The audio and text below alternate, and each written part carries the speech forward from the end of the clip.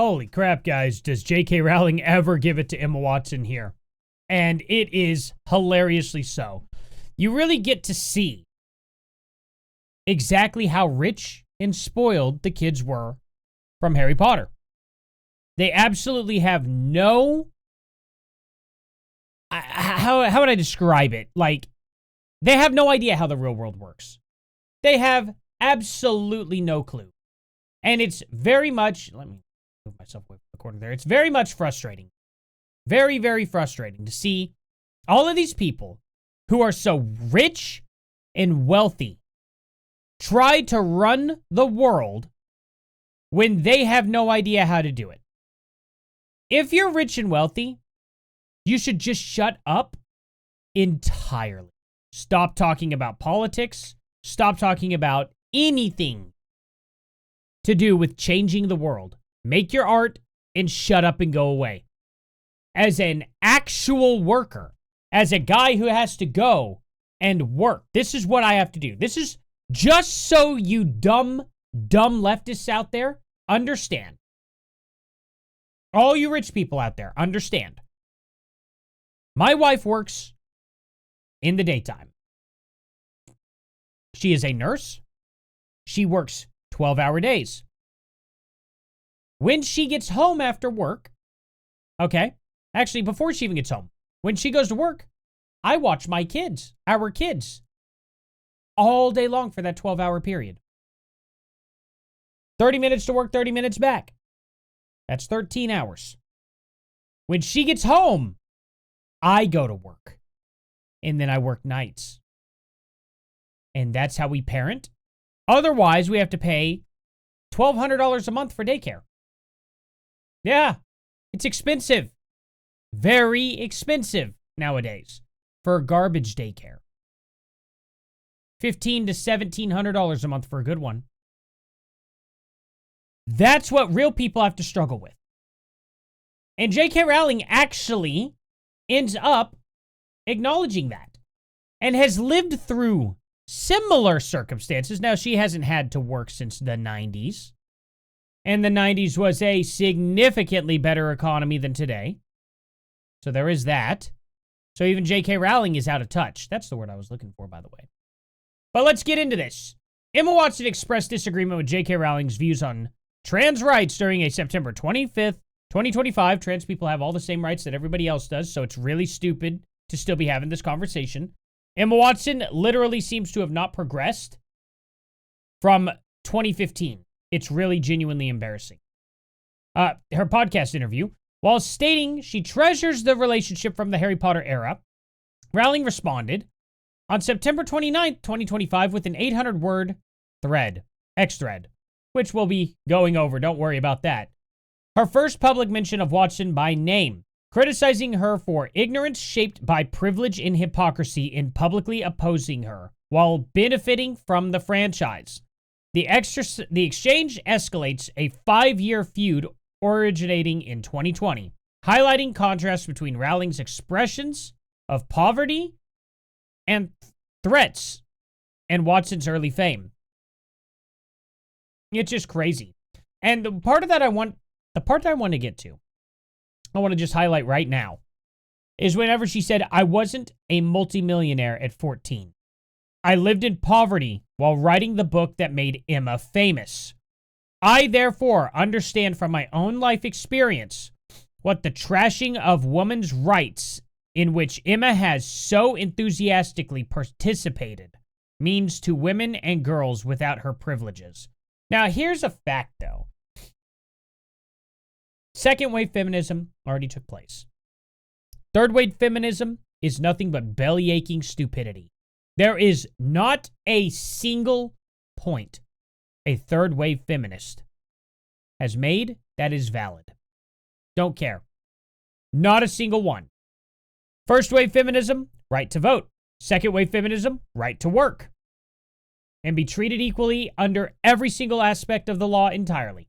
Third wave feminism, literally just, pushing that men are trash and that women deserve more rights than men. So literally comes to the unbalance. And that's kind of for the longest time, the feminism that J.K. Rowling pushed. I understand why she pushed it, though. She was very biased against men because her husband was insanely abusive, and it took her everything she had to get out from under. Of course, she's going to have the bias. I can sympathize with that. I understand when people are radicalized by radical people in their lives. Depends on how far they take the radicalization.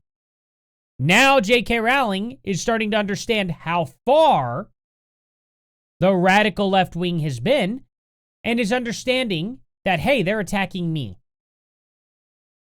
She seems to understand it. She's reeled it back a bit. Is she perfect? No, I think she's still a little bit too much on the left. I think she's a little too left-leaning. But J.K. Rowling is one of the few people who have come to her senses for the most part. And that takes experience in the real world to do so. Somebody like Emma Watson is not experienced enough and never has grown out of their childhood. They were millionaires before they ever left their parents' household.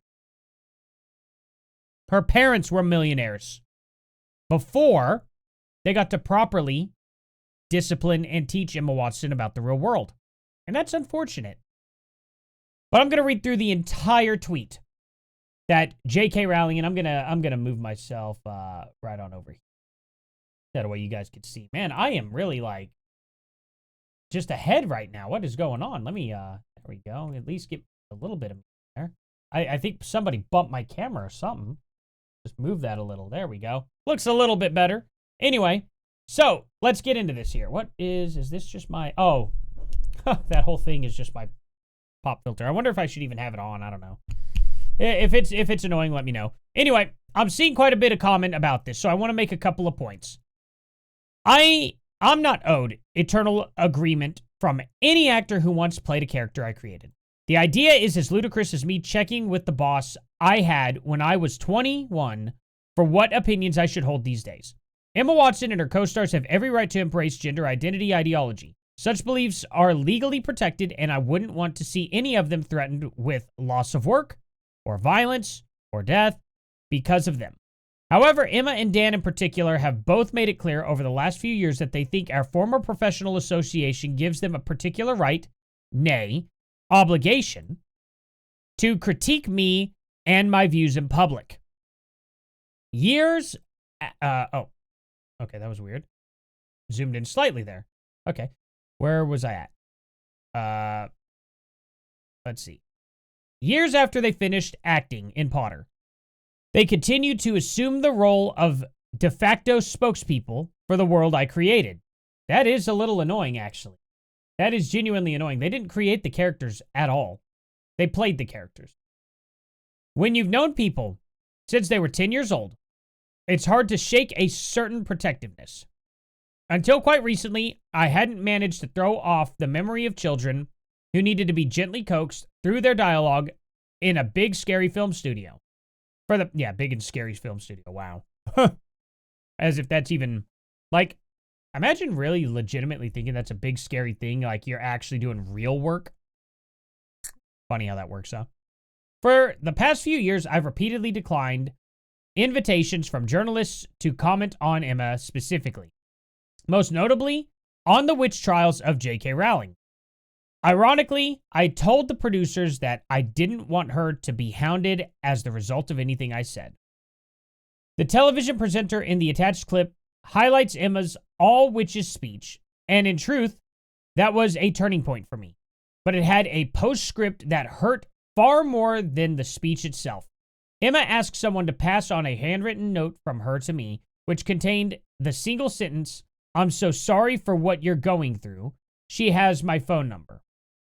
This was back when the death and RAPE and torture threats against me were at their peak, at a time when my personal security measures had to be tightened considerably, and I was constantly worried for my family's safety.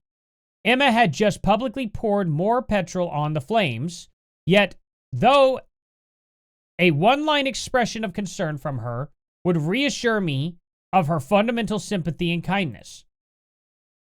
Like other people who have never experienced adult life uncushioned by wealth and fame, Emma has so little experience of real life, she's ignorant of how ignorant she is. I fully agree with that. And it's very easy for anybody who actually genuinely gets off their rear end and goes to work, how obvious that is. And I wish she would listen to the public instead of rubbing elbows with Parliament like she had been for the past, 20 years. Or 20 years. 16 years? Something like that. I can't remember. I can't remember exactly how long. When did she get involved? 2012? That'd be like 13 years. Okay, so 13 years that she was rubbing elbows with her government. Anyway, she'll never need a homeless shelter. She's never going to be placed on a mixed bus there with different genders, you know. She's never Oh, public hospital ward. Why did I read that as a bus? That's weird. Why did I read that? And I even knew that wasn't going to be right. She's never going to be placed on a mixed public hospital ward. They separate sex by hospital over there in the UK? I had no idea. I'd be astounded if she's because everything's mixed whenever you go into a hospital ward for the most part. It's really weird. It's real. That's why one of the most popular hospitals in the entire United States, specifically, I believe it's number 11 in the United States, ended up having a huge RAPE caught on film, and staff didn't stop it while this woman was paralyzed but conscious. One of the patients came out of the room, and they're getting sued into oblivion right now, but it's still not really made public yet. So, there's that stuff. But yeah, it'll become public, and that hospital, I'll gladly trash that hospital when it happens too. I'll cover the story. Anyway, I'd be astounded if she's been in a high street changing room since childhood. Her public bathroom is single occupancy and comes with a security man standing guard outside the door. Has she had to strip off in a newly mixed changing room at a council-run swimming pool? Is she ever likely to need a state-run RAPE crisis center that refuses to guarantee an all-female service? To find herself sharing a prison cell with a male, who's identified into the women's prison. Here's just a fact, guys. J.K. Rowling's not saying that Emma couldn't come into contact with some misfortune. But what she is saying is because of the amount of money that Emma has, any misfortune that may come her way will be handled differently than the average person. That's what she's saying. So it's not like she's making threats or saying, oh, Emma will never know what it's like to have any of these issues. It's just going to take a lot more to get to Emma. And even if someone does get to Emma, she's just not going to have to go through the same thing. Everything she goes through can be bought off or privatized. So it's amazing, right? And then we get to the part, I wasn't a multimillionaire at 14. I lived in poverty while writing the book that made him famous. I therefore understand from my own life experience what the trashing of women's rights in which Emma has so enthusiastically participated means to women and girls without her privileges. The greatest irony here is that Emma had not decided in her most recent interview to declare that she loves and treasures me. A change of tack I suspect she's adopted because she's noticed full-throated condemnation of me is no longer quite as fashionable as it was. I might never have been this honest. Adults can't expect to cozy up to an activist movement that regularly calls for a friend's end, then assert their right to the former friend's love, as though the friend was in fact their mother. Emma is rightly free to disagree with me, and indeed to discuss her feelings about me in public. But I have the same right, and I finally decided to exercise it. And it's just genuinely sad.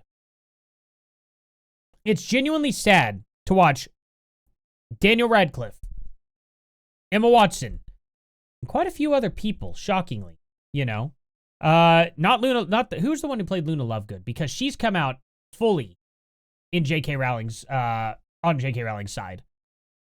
It's sad to see these people make all this money and then come out and criticize the person who made them all of this money just simply because they want to make even more money. Because we all know that there's not a chance in hell that Emma Watson will step up to the plate against a full-grown man. Boxing, sports, anything along those lines. But she sure as hell will advocate for it. Daniel Radcliffe, well, he's never going to get into sports or anything like that either. He's just going to be dancing on stage in a tutu. That's fine. That's your prerogative, buddy. Unfortunately for you, though, you're a man. And if you think it's okay to be hitting a woman, well, keep that tutu on for the next, 15, 20 years. Dance around on stage. I think that's just gonna... I think it's better that way, because no woman's gonna end up going for him, I don't think. I don't think any real woman would, I think he's married. I don't know if he's married or not. I'm not sure. But seriously, keep the incel costumes on. You know what I mean? Like, just stay away. Because any man who's sitting there advocating for the right for a trans man to come in and beat the absolute tar out of a woman, trans man, I'm not even going to call him that, just an actual man, it's sad and pathetic. Sad and pathetic, and I think dangerous. Any man with the thoughts that it's okay for that to happen to a woman, in my opinion, is a dangerous man. Is a dangerous man who advocates for the abuse of women. And I'm just not okay with that. I'm sad to see that stars I grew up really enjoying, really looking up to, turn out to just be so awful. So awful in the way that they treat people and in the way that they think the real world works. They're unbelievably broken, unbelievably sheltered. They have never gotten out of their rich, unbelievably wealthy lifestyle and mansion, and have decided to look down upon us normal people and decide that we're the problem. It's very frustrating. Very frustrating. I'm at least glad to see that J.K. Rowling is not a complete and total lunatic. Like I said, I think she's a little nuts for being left-wing, but I can understand where that trauma comes from. Totally get it. I don't blame people for ending up like that when they've ended up in one of the worst possible relationships. You know what I mean? Being threatened, being heavily abused by an ex. That's insane. And what do you do in that situation when you have nobody to help you? She got lucky. And the best part about it is she's not that crazy from that situation, right? It's a little wild. So I have my sympathies there. I'm not going to sit there and condemn every single leftist because I understand a lot of leftists are, coming from a really bad home life. Really, really bad home life. And a lot of the times, these people actually turn out pretty okay, which is shocking, even if they're a little loony in their ideology. Now, the people like Destiny, no excuse for people like that, or Hassan Piker.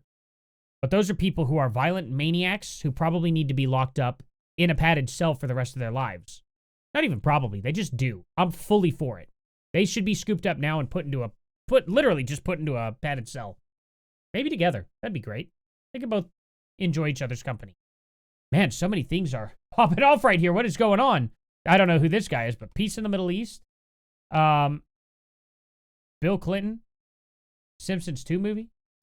Great things. Anyway, guys, thank you all so much for watching. Sorry to get off track. Please like, subscribe, and share. I got to go take care of quite a few things. I'll probably make one more video. I'll be live streaming later on in the week. Definitely go down in the description below to join my Discord. Like, subscribe, and share because that helps me out so much, guys. Thank you all so much for watching, and I'll see you guys here in the next one. Later.